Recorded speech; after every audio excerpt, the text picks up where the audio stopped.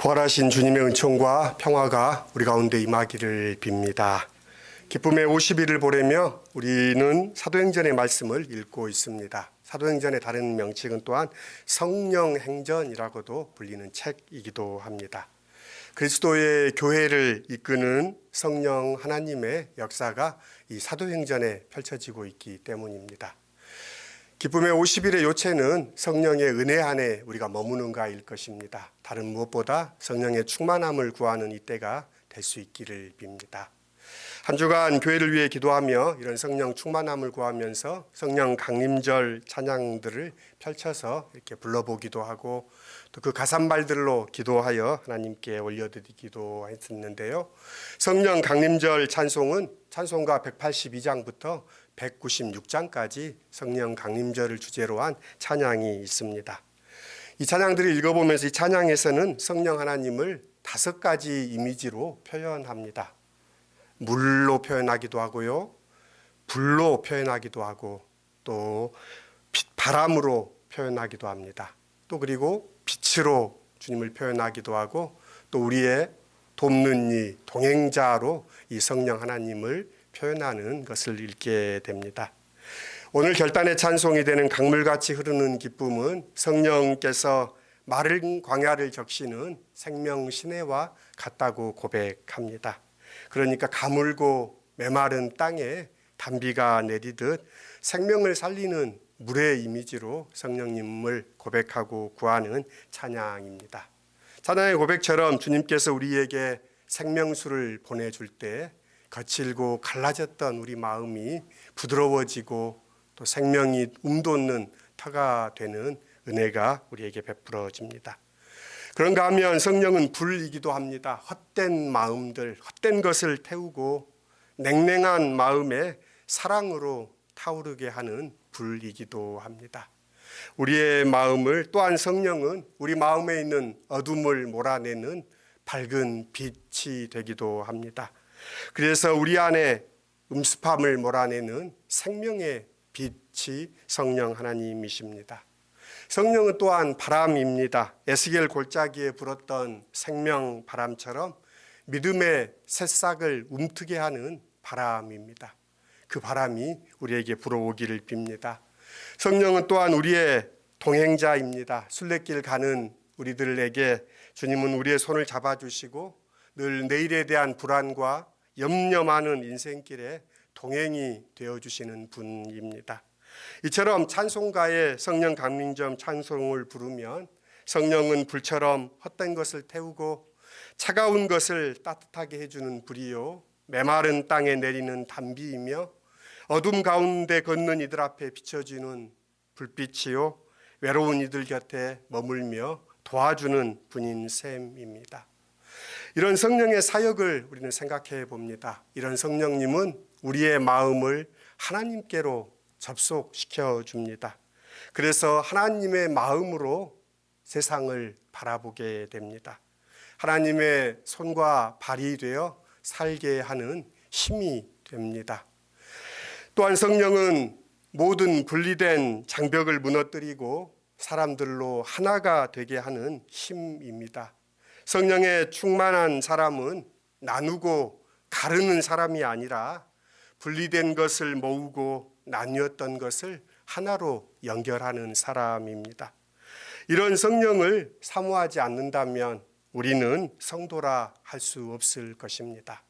특별히 성령 강림절까지 기쁨의 50일의 남은 시간들을 성령의 은혜를 구하고 성령의 사람으로 새로워지는 우리가 되었으면 합니다. 오늘 본문은 어떻게 초대교회가 유대인만의 교회에서 이방인들이라는 오랜 몇천 년을 이어왔던 그 경계를 무너뜨리고 이들이 교회 안에 하나가 되었는가를 밝혀주고 있는 부분입니다.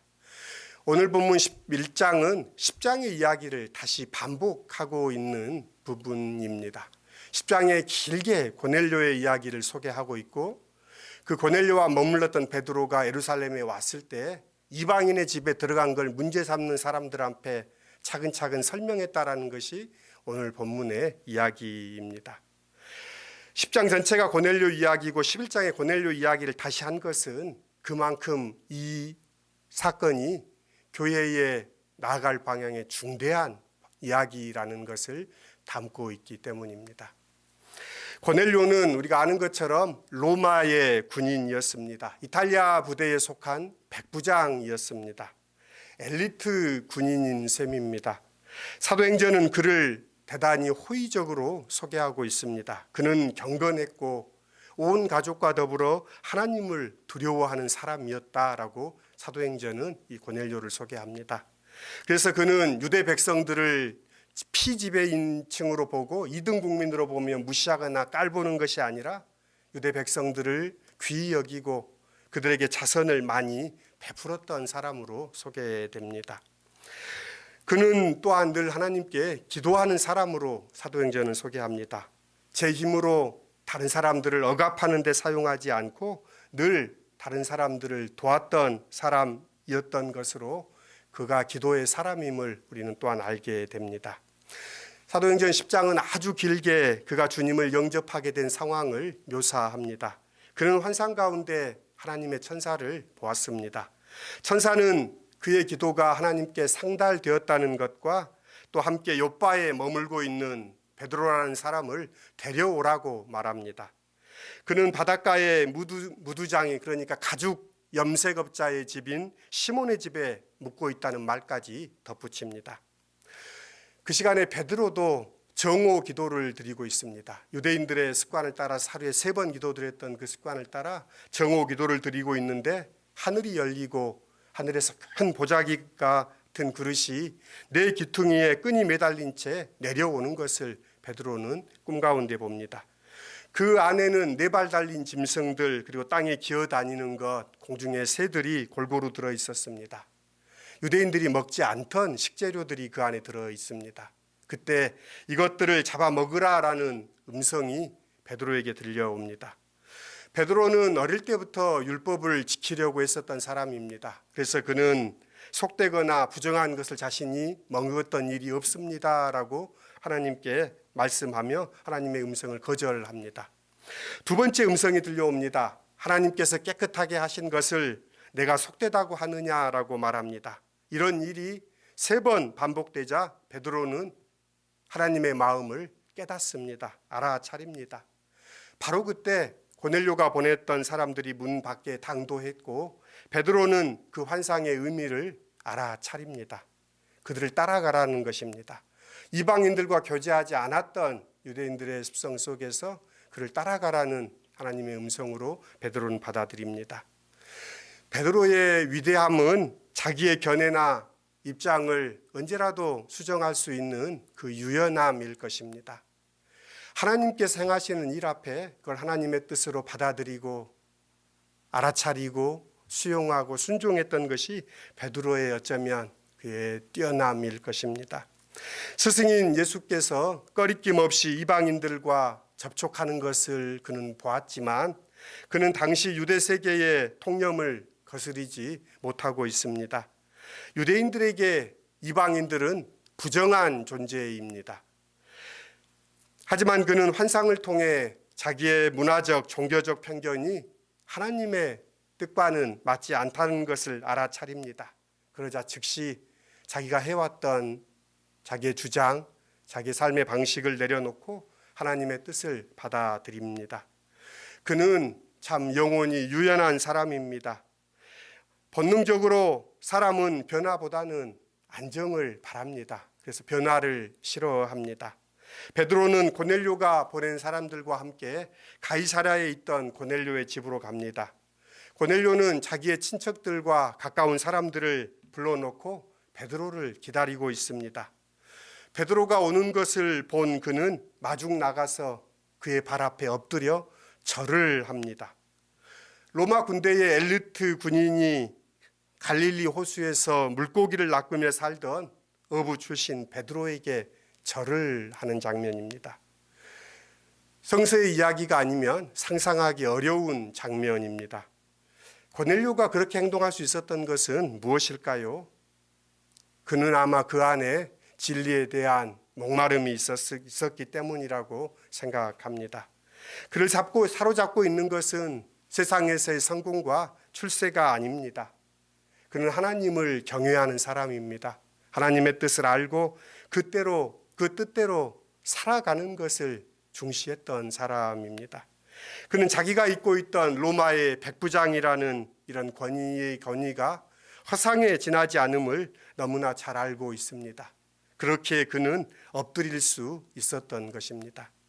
자기가 잠시 누리고 있는 사회적 지위를 자기의 존재의 무게와 등치시키는 못난 이들은 죽었다 깨어나도 이 엎드림을 알 수 없습니다. 베드로는 이 고넬료의 말과 태도를 보고 말합니다. 나는 참으로 하나님께서 사람을 외모로 가리지 아니하시고 하나님을 두려워하며 의를 행하는 사람은 그가 어느 민족에게 속하였든지 다 받아주신다는 것을 깨달았습니다라고 고넬료 앞에 말합니다. 가르침을 청하려던 고넬료였지만 정작 중요한 것을 깨닫는 것은 베드로입니다. 고넬료를 통해서 베드로는 하나님의 뜻을 깨달아 알게 됩니다. 어쩌면 이 고넬료의 존재는 베드로에게 영혼의 스토리 되었습니다. 그래서 마음 깊은 곳에 드리워 있던 종교적 편견을 갈아냅니다. 베드로는 고넬료의 겸손한 엎드림을 보면서 비로소 자신이 살아왔던 이 유대교라는 유대교라는 자기 굴레를 벗어난 수 있었습니다. 베드로는 그런 고넬료의 모습을 보며 감동하며 예수 그리스도를 전합니다. 주님께서 이 땅에 계실 동안 하신 모든 일, 즉 병자들을 고치신 일, 귀신 들린 사람을 온전케 하신 일, 소외되고 고통받는 사람들의 벗이 되어 주었던 일들을 다 들려주었습니다. 차분하게 말을 이어가던 베드로는 주님이 사람들에게 배척받고 모욕을 당하고 순환을 당하시다가 십자가에 못 박히시던 장면에 이르렀을 때 아무래도 자기 감정을 주체하기 어려웠을 것입니다. 하지만 죽임을 당한 지 사흘 후에 일어난 부활 사건을 이야기할 때 그의 눈은 형형하게 빛났을 것입니다. 베드로는 예수님이 세상의 주, 세상의 심판자이심을 말합니다. 이 말씀의 의미가 무엇이겠습니까? 지금까지는 고넬료가 충성을 바쳤던 대상이 로마의 황제였다면 이제는 더 이상 아니라는 말입니다. 나사렛 예수야말로 세상의 주권자라는 의미입니다. 참으로 고넬료에게는 위험한 말입니다. 고넬료가 출세의 뜻을 둔 사람이라면 이 말을 듣고 뒤로 물러났을 것입니다. 하지만 그는 그렇게 하지 않았습니다.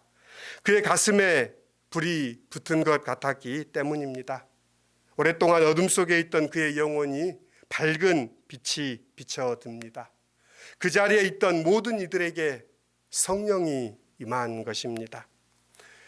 베드로와 동행했던 모든 사람들이 놀랍니다. 그들이 왜 놀랐던 것일까요? 하나님이 이방인들도 사랑하신다는 사실을 알지 못했기 때문입니다.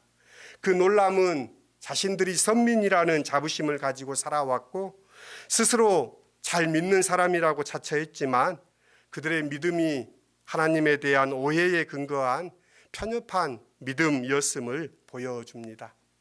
이방인들도 방언을 말하고 하나님을 찬양한다는 사실은 그들에게 놀라운 경험이 되었습니다. 고넬료는 이제 예수님의 주 되심을 확고히 받아들입니다. 성령께서 하신 일입니다. 베드로는 고넬료와 그 가족들에게 세례를 베풀었습니다. 최초에 이제 이방인들에게 로마인에게 베풀어진 세례입니다. 또 하나의 장벽이 그렇게 무너지고 있었던 것입니다. 오늘 우리의 모습은 어떻습니까? 오늘 우리의 교회의 모습은 어떻습니까? 하나님의 영이 자신에게만 임한다고 생각하는 사람들이 많습니다. 형제 자매들 속에 심지어 교회 밖에서도 작동하고 있다는 사실을 여전히 모르고 사는 사람들이 많습니다. 자기라는 감옥에 갇혀 사는 사람들이 참 많습니다. 하나님께서 믿는 사람들만 사랑하는 것은 아닙니다. 하나님은 모든 사람, 모든 민족이 구원받기를 원하십니다. 하나님은 고통 가운데, 어둠 가운데 있는 사람들이 빛 가운데 나와 살기를 원하십니다. 하나님은 심지어 죄를 지은 사람들조차도 회개하고 돌이켜 살라고 말씀하시는 하나님이십니다. 베드로는 이 일을 보고 오늘 예루살렘에서 자신을 힐난하는 사람들에게 대답합니다. 내가 무엇이간데, 내가 무엇이길래, 오늘 설교의 제목은 내가 뭐길래라고 했는데요. 내가 뭐길래 하나님이 하신 일을 막을 수 있겠습니까? 이게 베드로의 대답입니다. 자기라는 감옥을 빠져나온 사람의 대답입니다. 내가 뭐길래. 베드로의 이 말은 자신보다 더 큰 이가 계시다는 사실을 자각한 사람의 고백입니다. 자신이 하나님의 뜻을 다 아는 것처럼 생각하는 것이 아니라 하나님께서 행하실 일 앞에 내가 뭐길래 하나님의 일을 맡겠습니까? 라는 이 베드로의 겸손한 모습을 우리는 대하게 됩니다. 우리 사회를 누리는 사회적 장벽은 참으로 강고합니다. 흉어물 없이 소통하기보다는 편가르기를 통해 자기 이익을 극대화하려는 이들로 세상은 어지럽습니다. 오늘이 5.18 민주화운동 45주년이 되는 해입니다. 한 세대가 지나고 또 반세대가 지나가는 때가 왔는데도요, 오랫동안 그들을 폭도고 국가의 권위에 저항하는 반란 세력이라는 꼬리표가 따라 붙었습니다. 최근까지도 북한의 사주를 받은 빨갱이, 광수 몇 호 하면서 말했던 사람들도 있었습니다. 그러나 그런 사람들은 언제나 있을 것입니다. 진실을 가리고 자신들의 편견이 사실인 양 떠드는 사람들, 자기의 이익을 위해 스스럼 없이 거짓인 줄 알면서도 말하는 사람들, 그런 사람들에 의해 역사는 움직이지 않습니다. 그들이 역사의 새벽을 막을 수 없습니다. 오히려 역사의 새벽은 고통받는 사람들, 또 그 빛 안에 새롭게 행하시는 하나님의 일을 보는 사람들, 성령에 불붙은 사람들, 그들이 새로운 일들을 행하게 됩니다. 초대교회의 놀라운 점은 베드로의 이 증언을 듣고 그 주변에 둘러 있었던 모든 사람들이 잠잠했다라는 점입니다.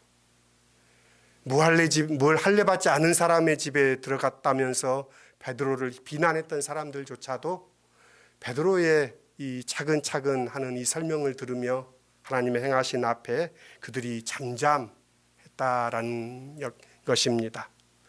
하나님께 영광을 돌려 그들은 말합니다. 하나님께서도 이방인들에게 생명을 얻는 회개를 주셨다.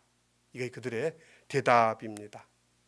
성령의 역사를 인정하고 그 일을 행하시는 하나님을 찬양했던 사람들, 이런 성령의 사람들이 초대교회의 주였고 그들이 교회 가운데 있었기에 교회는 하나님의 뜻 안에 전진해 갈 수 있었습니다.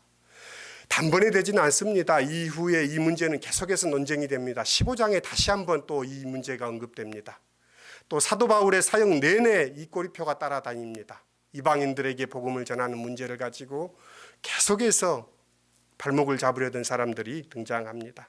그러나 그 속에 교회는 교회의 역사를 이루어 갑니다. 오늘 복음서 병행 본문은 요한복음입니다. 요한복음에 예수님께서 제자들의 발을 씻기신 이후에 내가 너희를 사랑한 것 같이 너희도 서로 사랑하라 라고 말씀합니다. 그래서 내가 행한 것을 너희가 서로 행하라라고 말씀하십니다. 요한복음의 이 말씀을 생각하면서 서로 사랑하라 말씀하신 그 사랑이 무엇일까 생각하게 됩니다.